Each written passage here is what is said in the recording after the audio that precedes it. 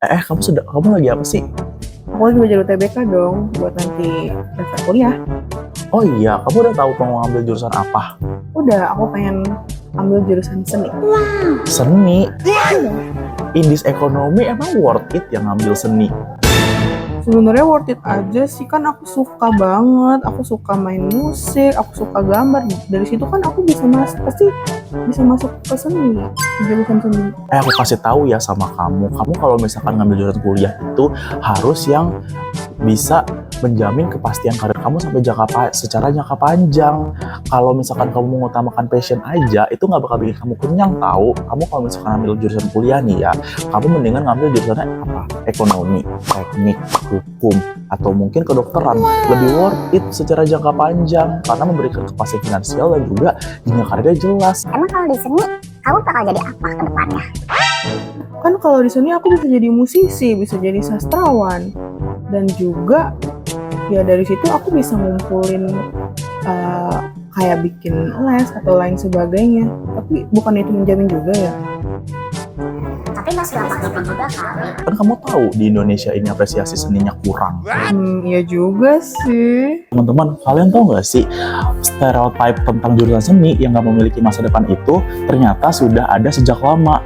Karena di Indonesia ini apresiasi terhadap seni itu kurang. Jadi banyak orang tua yang berpikir kalau anaknya masuk jurusan seni ataupun sastra dan ilmu humaniora lainnya, mereka akan beranggapan bahwa jurusan humaniora itu tidak memiliki masa depan karena di jurusan ini kurangnya apresiasi dan juga sangat terasa mustahil untuk mendapatkan kepastian finansial secara jangka panjang. Selain itu, dari fakta yang ada di lapangan bahwasanya seperti sastrawan ataupun seniman di negara ini tuh masih kurangnya adanya fasilitas ataupun bahkan diapresiasi oleh baik dari pemerintah maupun dari masyarakat. Makanya stigma ini tuh masih sering berkeliaran luas di pikiran masyarakat bahwa jurusan ilmu humaniora khususnya sastra dan seni itu masih awam dan masih terbilang abstrak dibanding dengan jurusan-jurusan murni seperti STEM, teknik, ekonomi, dan lain sebagainya. Nah, berdasarkan hasil riset dari CNBC Indonesia di tahun 2026, jurusan seni dan sastra itu menjadi jurusan yang paling disali loh sama lulusannya. Untuk lulusan seni, sebanyak 72% lulusannya mengaku menyesal setelah lulus. Dan untuk jurusan sastra, khususnya sastra Inggris, sebanyak 52% lulusannya merasa menyesal setelah mereka lulus dari sastra Inggris. Sebenarnya hal ini bisa terjadi karena mereka yang sudah memilih jurusan ini mungkin bisa saja kurang adanya passion ataupun memang terpaksa ataupun memang tidak selaras nih dengan lingkungannya gitu. Jadinya mungkin mereka susah untuk mencari kerja ataupun untuk mengaplikasikan seninya, baik itu di masyarakat atau baik itu untuk ditransfer ilmunya seperti membuat tutor atau membuat les dan lain sebagainya. Serta juga kalau misalnya di jurusan sastra, terkhususnya sastra asing, ini juga masih sangat awam di kalangan kita gitu. Bener banget. Jadinya mereka nih lulusan sastra Inggris, mereka tuh hanya punya prospek yang kecil seperti membuat les juga ataupun hanya untuk menjadi guru seperti itu. Jadinya masih terbilang sempit. Tapi sebenarnya apakah itu benar? Dan bahkan jurusan-jurusan yang memang ada di fakultas bahasa dan seni itu tuh hanya terpaku di situ saja. Bener gak ya? Daripada kita cuma berdasarkan asumsi dan tebak-tebakan aja, mending kita langsung kepoin. Stay tune. Halo semuanya, Assalamualaikum warahmatullahi wabarakatuh. Jadi perkenalkan, aku Nadia dan Aku Farel. di sini sekarang kita mau ngapain nih?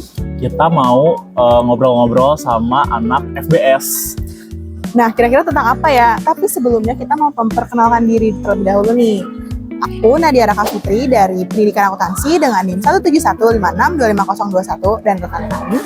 Aku Muhammad Rahmat Satria dengan NIM 17072525127 dari program studi Pendidikan Bisnis. Nah, kira-kira kita mau bahas apa nih sama anak FBS? Penasaran gak sih kita bakal bahas Penasaran apa? kan? Seru apa sih nanti?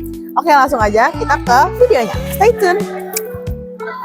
Nah, jadi kita sudah bersama salah satu anak FBS nih. Mungkin boleh diperkenalkan dulu gak nih Kak, namanya siapa dan dari prodi apa?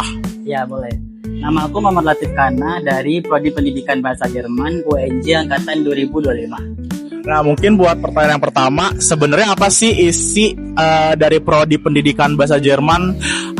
Apa ya, cuman maksudnya kayak apakah isinya tuh hanya tentang membaca ataupun hanya tentang karya sastra dan mengajar, atau bagaimana isinya? Nah, kalau untuk isinya itu kita diajarkan dua kompetensi. Yang pertama itu kompetensi kebahasaan.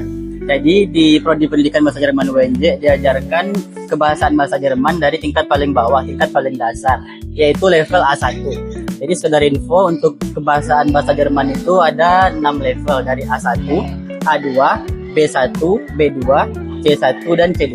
Untuk Prodi Pendidikan Bahasa Jerman UNJ, targetnya adalah lulusan mampu menguasai hingga level B1. Nah, selain kebahasaan, kami juga diajarkan mengenai kompetensi untuk mengajar.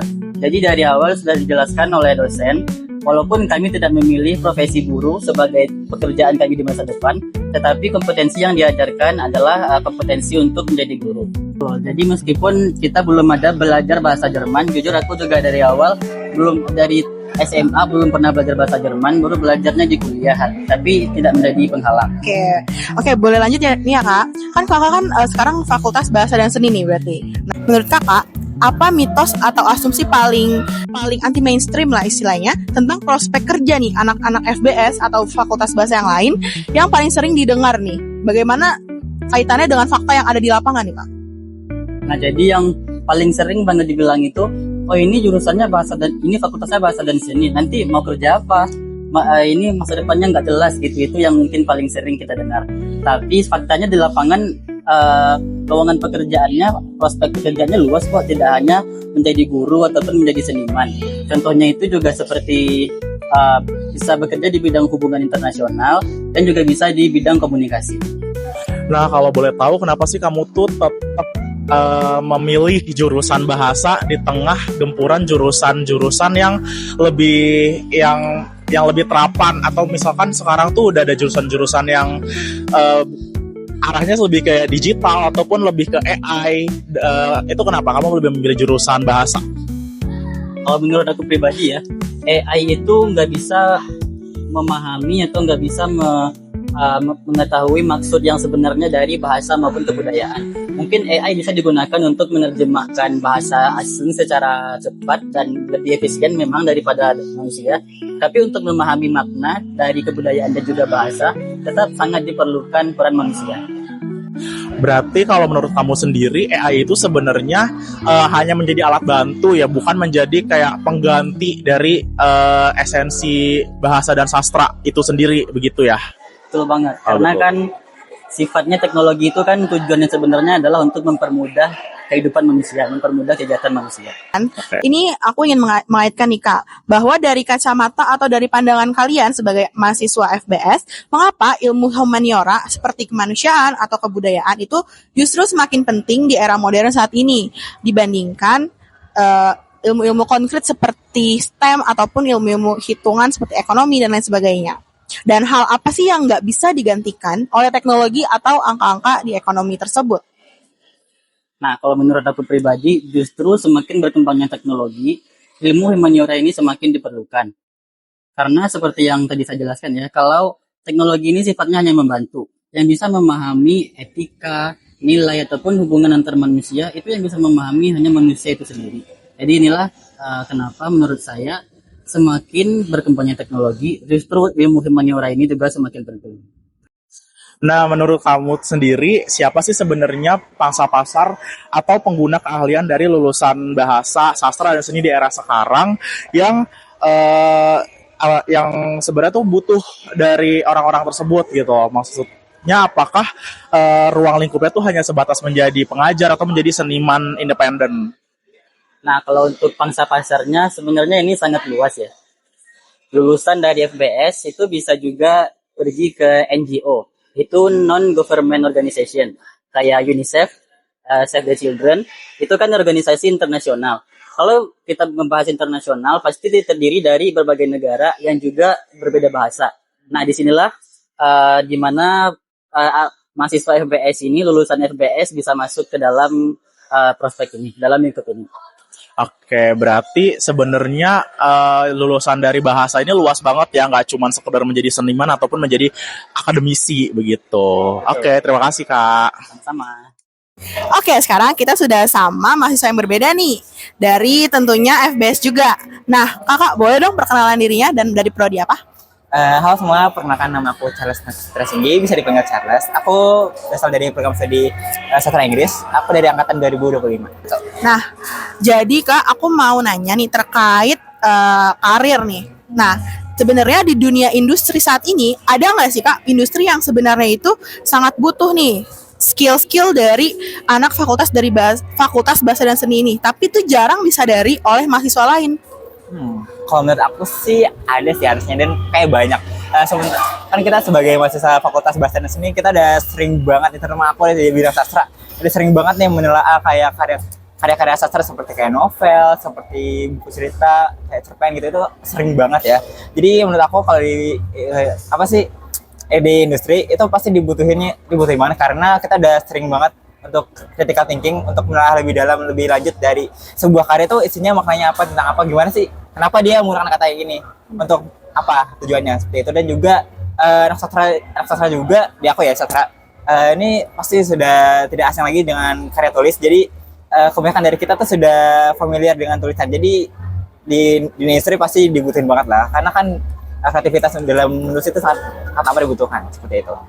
Oke kak, berarti ini tuh kayak general ya kak, bisa dipakai di industri mana aja karena setiap industri itu pasti memiliki kebutuhan untuk yang namanya branding, dan itu tuh harus ada skill dari penulisan itu sendiri, baik dari segi bahasa maupun penulisan, benar kak?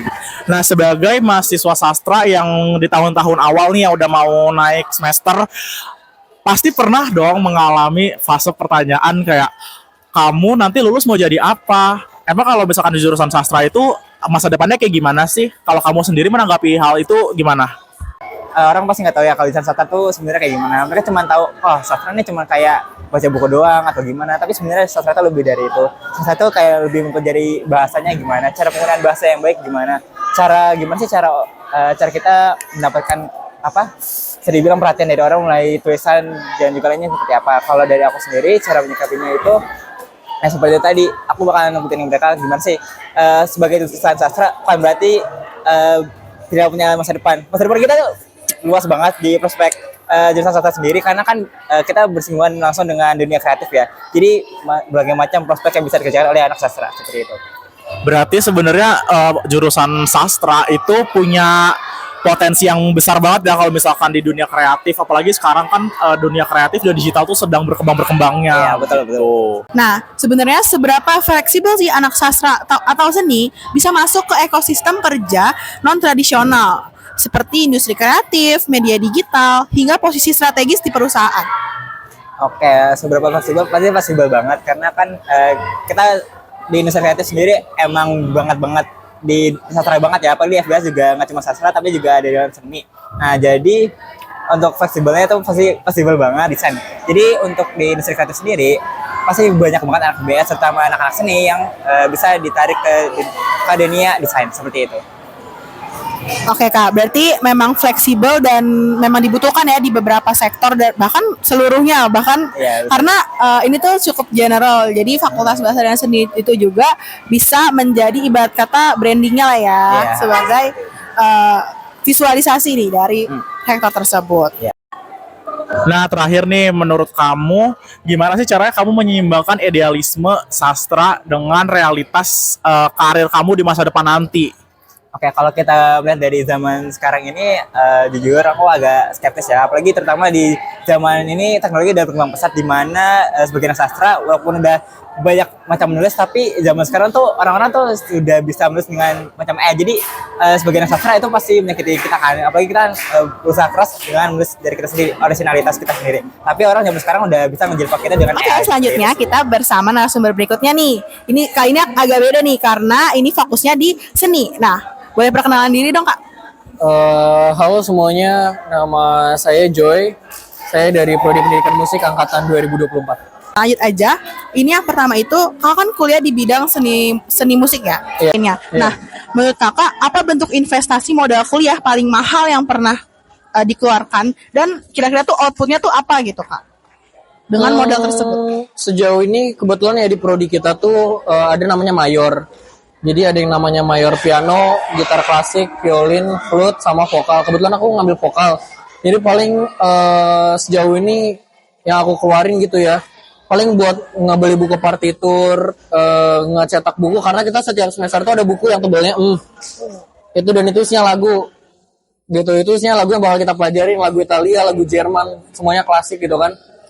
Ya paling ya itu sih investasi paling mahal sama UKT. Nah, buat selanjutnya nih Kak, kalau misalkan buat anak musik itu selain di ruang kelas ataupun di studio, kira-kira di mana sih lokasi yang bisa dijadiin tempat buat networking ataupun membangun relasi nih sebelum lulus? Jujur banyak. Pertama, kelebihannya anak musik itu, kalau emang kita punya skill, kita punya ilmu, bahkan sebelum kita lulus kita udah bisa kerja, teman-teman. Kerjanya tuh apa? Nggak perlu mikir-mikir buat daftar sekolah atau kayak nyari tempat buat nyanggain. Kita cuman buka pribadi nih. Oke, guys, kita bikin poster, kita buka bimbel privat. Dapat. Dan itu lumayan, misalkan karena ini normal kalau aku vokal itu murid bayar sebulan itu 400. Itu udah bukan nyalurin kreativitas lagi, itu nyalurin ilmu sebenarnya, karena kita pedagogi, kita pendidikan musik gitu kan. Mereka bayar 400 itu per murid kita ada 20. Terus ini kita masih mahasiswa, bahkan kita semester 4 ya. Kita semester 4, kita bukan mahasiswa yang menjelang skripsi, bukan yang udah UKM apa? PKM ya, praktek mengajar ya. Kita belum, tapi kita udah bisa gitu ngajar atau maybe buat band, karena kebetulan teman kita ada juga yang udah lumayan naik ya namanya, karena mereka punya band dan mereka udah konser kemana-mana, dan ini sekarang mereka kayaknya ke Jogja, kayaknya mau ke Jawa gitu buat konser karena ada yang manggil gitu kan. Ya kayaknya itu dulu aja sih, karena kalau ceritain semua banyak banget. Pokoknya tuh sebenarnya musik tuh luas banget cakap jangkauannya tuh luas banget. Cuman mungkin karena di Indonesia seni itu belum merata gitu ya, budaya kita aja belum bisa kita jaga gitu. Jadi kita belum memahami betul seni itu kayak gimana. Jadi makanya banyak yang ngeremehin kayak seni itu mau jadi apa, atau mungkin kayak seni itu ngapain aja sih, paling nyanyi doang. No. Itu sih tantangannya ya. Karena kurangnya pemahaman masyarakat. Jadi kita kalau mau nyalurin apa-apa kadang-kadang nyalurin sendiri. Kalau misalkan ada sekolah musik yang butuh guru, kalau dapet puji Tuhan, nyari muridnya juga nggak gampang. Jadi bersyukur, makanya anak musik tuh bersyukur kalau kita punya murid 2 atau 3 atau 4 itu udah ngebantu banget gitu kan. Berarti sebenarnya seni musik itu kayak punya prospek yang sebenarnya legit banget ya di dalamnya, yang banyak orang nggak tahu. Iya, di bidang seninya legit. Banyak nih orang mengira anak seni tuh kuliahnya santai karena cuma praktik. Nyatanya, bagaimana kalian membagi waktu nih dan mengelola stres saat harus menghadapi entah tadi itu art block ataupun susah saat ngulik kalau misalkan musik gitu kan, atau dikejar deadline atau ujian praktik. Nah, itu tuh bagaimana tuh Kak cara membagi waktu?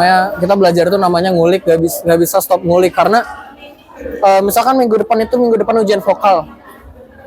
Kita bawain total 9 lagu. 9 lagu klasik. Enggak, jadi 5 lagu klasik, 4-nya etude. Dan dia itu wajib bisa semua gitu loh. Kalau misalkan gak bisa sedikit udah TL-in. Tidak lulus. Apalagi posisinya mata kuliah kita tuh ada yang 3 SKS, 4 SKS, dan yang 3 SKS, 4 SKS itu aja kurang. Kita belajar sama mereka tuh 3 SKS, 4 SKS yang udah sampai bagi waktu. Kelas pagi, ada kelas sorenya aja tuh tetap kurang gitu loh. Jadi tekanan waktunya juga kurang efektivitas, dan kalau kita ditanya manage, ya kita mau nggak mau di rumah. Ya kita mau nggak mau ngulik di rumah, perbanyak di rumah, karena tiap minggu itu baru. Oke Kak, berarti memang dasarnya kalau musik tuh ngulik ya. Ternyata bukan cuma praktik aja, tapi juga ada teori-teori yang perlu dipahami ya Kak. Wajib. Semester 1 itu ada namanya teori 1. Itu nggak lulus, nggak bisa ngambil mata kuliah apapun di semester 2. Nggak bisa ngambil vokal, gitar, piano, itu mayor ya kalau kita ya. Lalu nggak bisa, karena itu syarat utama. Jadi kita harus baca not balok gitu loh Kak. Itu kita dari semester 1 udah harus bisa baca not balok. Dan sebenarnya not baloknya tuh udah not balok lanjutan, udah bukan not balok yang kayak masih nyari do, re, udah enggak, udah harus lanjutan dan itu wajib. Dan teorinya tuh mungkin gini, mungkin kalau misalkan kayak matematika, rumusnya kan udah terstruktur, udah ada. Sedangkan kalau musik kita mau bikin apa aja bebas. Jadi ya sulitnya di situ sebenarnya karena saking luasnya, saking bebasnya mau ngebikin apapun itu. Jadi kalau ada ujian, ada soal, teorinya tuh lumayan rumit karena setiap ada kuis bahkan itu beda-beda. Jadi kita nggak bisa nyontek guys, nggak ada nyontek, nggak ada namanya nyontek guys. Oke Kak, berarti emang ternyata kompleks ya Kak.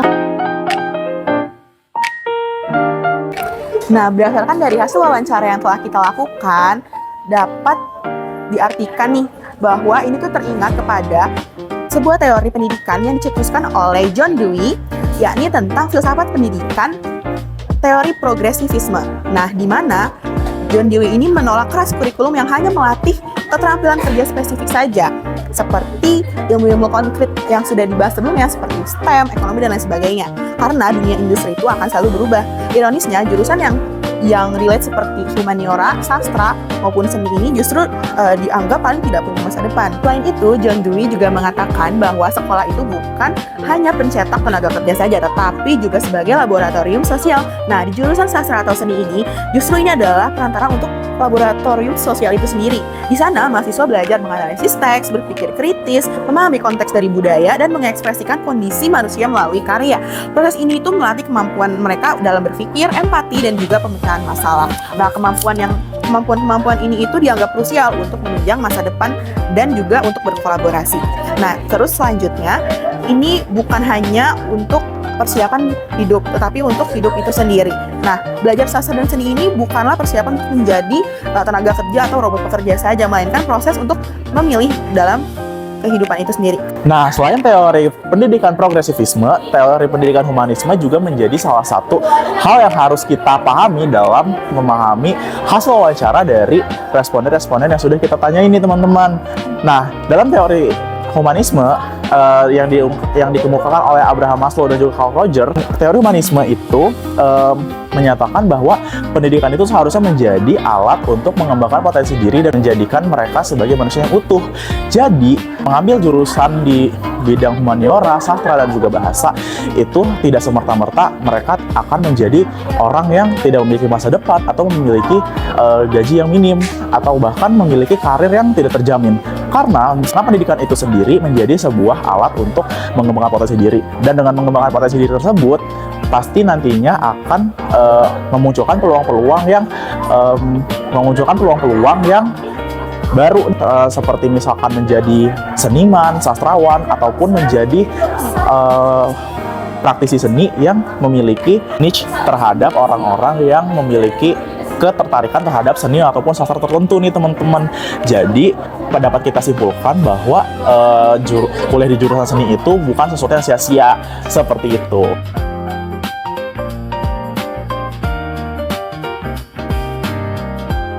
Nah, teman-teman, jadi kita udah selesai wawancara mahasiswa dari prodi pendidikan bahasa Jerman, pendidikan musik, dan juga sastra Inggris nih. Jadi dapat kita simpulkan bahwa pendidikan di bidang humaniora, khususnya di bidang sastra dan seni itu gak hanya tentang membaca ataupun mendalami suatu karya sastra, tetapi mereka juga memiliki skill yang sebenarnya dibutuhin banget loh sama dunia industri sekarang. Contohnya seperti berpikir kreatif dan juga berpikir abstrak untuk membuat suatu karya di dalam sektor kreatif yang lagi booming banget sekarang ini.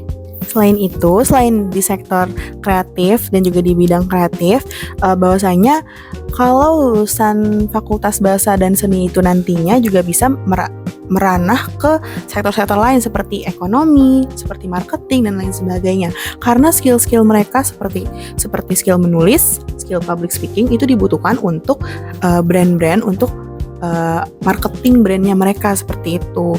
Nah, selain itu juga dapat disimpulkan bahwasanya selain untuk bergabung di sektor-sektor perusahaan lain, kita juga bisa membuka, ibarat kata, tutor atau sebagai guru les seperti itu. Nah, dari situ juga bisa menghasilkan income yang lumayan karena selain kita mengadaptasikan ilmu yang kita dapat, kita juga bisa menyalurkan ilmu dan juga sekaligus mengingat apa yang sudah dipelajari dalam praktik di prodi-prodi tersebut seperti itu. Nah, terus perlu diingat juga nih bahwa di tengah perkembangan ilmu-ilmu yang bersifatnya terapan seperti ilmu STEM, ekonomi maupun kesehatan, ilmu humaniora itu juga memiliki peranan yang penting loh, karena dalam aspek humaniora sesuatu sektor itu tidak bisa berjalan dengan etika dan juga dengan empati tanpa adanya intervensi dari rumpun ilmu humaniora ini. Jadi kesimpulannya, walaupun fakultas bahasa dan seni ataupun prodi-prodi yang berhubungan dengan seni dan sastra itu sifatnya abstrak dan juga banyak yang dipelajari dan tidak banyak yang bilang juga pandangan dari masyarakat kalau besarnya mau jadi apa, sebenarnya itulah yang menjadi peluang. Nah, peluang di sini bisa dilihat dari seberapa fleksibel mereka untuk mencari pekerjaan di bidang-bidang yang memang mereka kuasai skillnya seperti itu. Baik, sekian dari kesimpulan kami. Kurang lebihnya mohon maaf. Wassalamualaikum warahmatullahi wabarakatuh.